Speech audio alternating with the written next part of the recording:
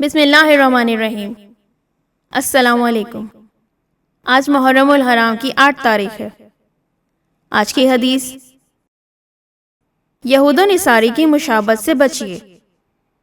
حضرت ابن عباس رضی اللہ تعالیٰ عنہ فرماتے ہیں کہ جب رسول اللہ صلی اللہ علیہ وآلہ وسلم نے عاشورہ کے دن خود روزہ رکھا اور حضرات صحابہ رضی اللہ تعالیٰ عنہ کو روزہ رکھنے کا حکم فرمایا تو اس پر حضرات صحابہ کرام رضی اللہ تعالیٰ عنہ نے عرض کیا، اے اللہ کے رسول، اس دن کی تو یہود و نصاری بھی تعظیم کرتے ہیں۔ غالباً یہ عرض کرنا مقصود ہوگا کہ روزہ رکھ کر تو ہم نے بھی اس دن کی تعظیم کی، گویا ہم ایک عمل میں ان کی مشابہت اختیار کرنے لگے۔ تو اس پر آپ صلی اللہ علیہ وآلہ وسلم نے ارشاد فرمایا، اگر اللہ نے چاہا تو اگلے سال ہم 9 تاریخ کو بھی روزہ رکھیں گے۔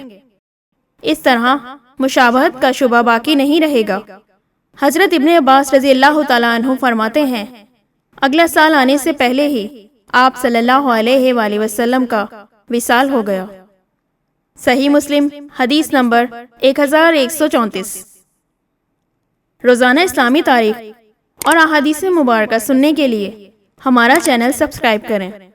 شکریہ۔